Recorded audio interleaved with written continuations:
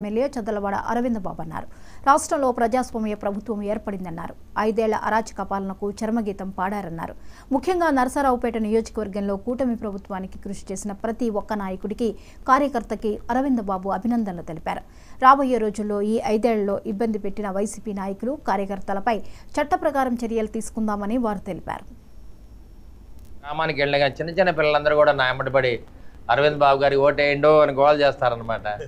కొంతమంది పిల్లలు అయితే ఎలక్షన్ రోజు పోలింగ్ బూత్ల్లో కూడా అమ్మమ్మ అరవింద్ బాబు గారికి ఓటేసావా లేదని అడుగుతున్నారు. అరే నువ్వు నోరు మీరా బయటికి చెప్పాకంటుంది వాళ్ళ అమ్మమ్మ. ఆ విధంగా పిల్లలు కూడా దగ్గర నుండి క్యాంపెయినింగ్ చేశారు. చంద్రబాబు నాయుడు గారు కూడా ఒకటే మాట చెప్పారు, పిల్లలు మంచి క్యాంపెయినర్స్, అదేవిధంగా మహిళలు కూడా మంచి క్యాంపెయినర్స్ కాబట్టి వాళ్ళందరూ మనకి మంచి ఓట్ బ్యాంక్ అని చెప్పడం జరిగింది. మరి చంద్రబాబు నాయుడు గారి ఆశయాల మేరకు అందరూ కూడా మహిళలు అందరూ కూడా ఓట్లు వేయడం జరిగింది. కాబట్టి మరి ఆంధ్ర రాష్ట్ర ప్రజలందరికీ, ముఖ్యంగా నారా చంద్రబాబు నాయుడు గారి, నారా లోకేష్ బాబు గారికి, అదేవిధంగా మన పల్నాడు జిల్లా అధ్యక్షులు జీవాంజలి గారికి, సీనియర్ నాయకులు పుల్లారావు గారికి, ఎరపతిరాని గారు అందరూ కూడా మనస్ఫూర్తిగా ధన్యవాదాలు తెలియజేస్తాను. ముఖ్యంగా మా లావు శ్రీకృష్ణ దేవరాయలు గారు మళ్ళీ ఇక్కడ 2వ ఎంపీకి గెలవడం జరిగింది. ఆయన ఇదే నరసరావుపేటలో 5 సార్లు ఎంపీ అవుతారని గుర్తుపెట్టుకోండి. తప్పనిసరిగా ఎవరు చేయలేని పని ఆయన చేస్తారు. వారు వచ్చిన తర్వాత 5 ఎమ్మెల్యే సీట్లు కూడా మేము గెలవడం జరిగింది.